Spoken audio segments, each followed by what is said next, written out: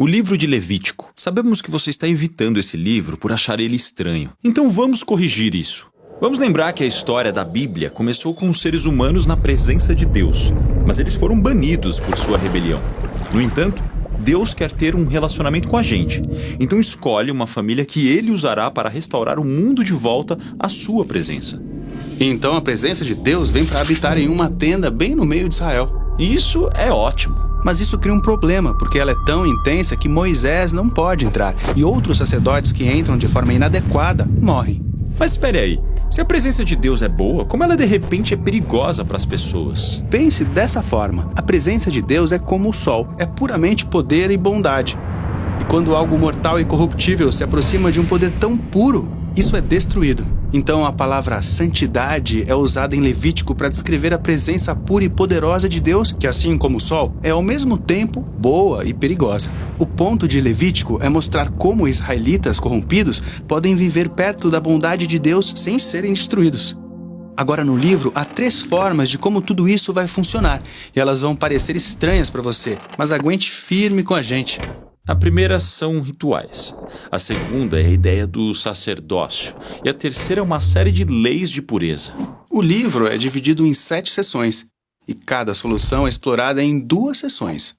Os rituais estão aqui, os sacerdotes estão aqui, e as leis de pureza aqui. Agora, a primeira solução, rituais, envolve muitos sacrifícios de animais. Então Levítico começa com instruções detalhadas de como fazer esses sacrifícios. Alguns são formas de dizer obrigado a Deus, e outros são simplesmente formas de dizer eu sinto muito. E aqui no fim do livro tem mais rituais. Esses são a respeito de observar dias e festivais sagrados. Todos eles são celebrações que contam uma parte da história de como Deus resgatou Israel e os separou das nações. A segunda solução para o problema de santidade tem a ver com sacerdotes.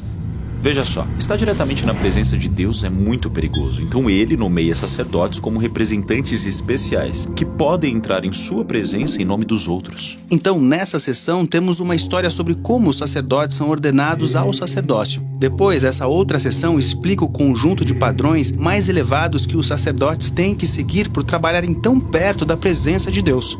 A terceira solução no livro é sobre as leis de pureza, e essa é, de longe, a coisa mais difícil de entender. Por exemplo, essa seção está muito preocupada em saber se você está limpo ou sujo. Outra forma de dizer isso é estar puro e impuro. Aqui está o que precisamos saber para entender isso. Quando você se encontra em um estado puro, você pode estar perto da presença de Deus. Quando você está em um estado impuro, você não pode. Então era muito importante que os israelitas soubessem em que condição eles estavam em cada momento. E a primeira coisa que temos é uma lista de animais puros e impuros. Sim, essa lista de animais é dividida por onde eles vivem, na terra, no mar, no ar.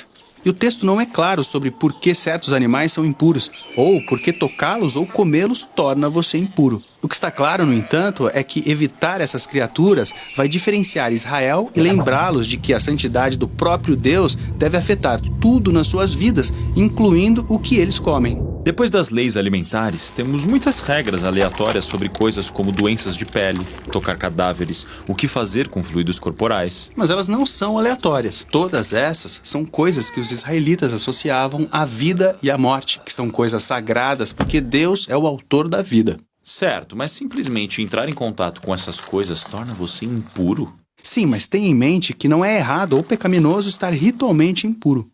Você só espera alguns dias, toma um banho, oferece um sacrifício e estará puro de novo. O que é inapropriado é entrar na presença de Deus quando você está impuro. Agora, tem mais leis de pureza aqui nesta seção. Sim, elas focam no comportamento moral de Israel.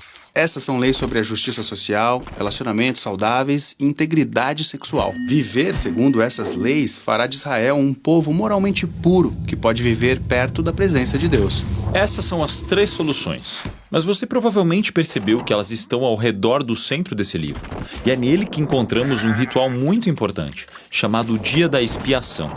Sim, Israel é uma grande tribo agora, e há muitos pecados que passam despercebidos, sem que as pessoas os resolvam. Então, uma vez por ano, os sacerdotes pegam 2 bodes. Um desses bodes é sacrificado e o seu sangue é levado à presença de Deus, onde simbolicamente cobre ou expia o pecado de Israel. Isso é um pouco estranho. Bem, o significado do sacrifício é explicado no capítulo seguinte, no qual Deus diz que o sangue de uma criatura é a sua vida. Então, a vida desse bode é oferecida como um substituto.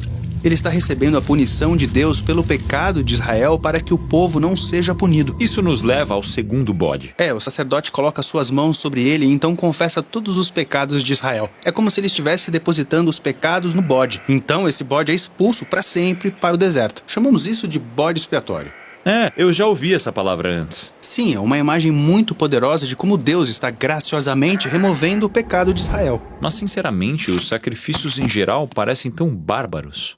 Bem, você tem que lembrar que no mundo antigo, os sacrifícios eram a principal forma de conseguir um favor dos deuses. Mas o problema é que esses mesmos deuses eram imprevisíveis, eles são inconstantes, você nunca sabe se eles vão te ignorar ou se voltar contra você.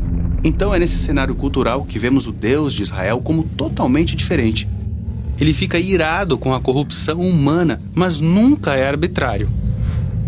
E ele ama as pessoas, então oferece essa forma clara para que Israel saiba com certeza que eles estão perdoados e que, apesar de sua corrupção, estão seguros para viver perto de sua presença.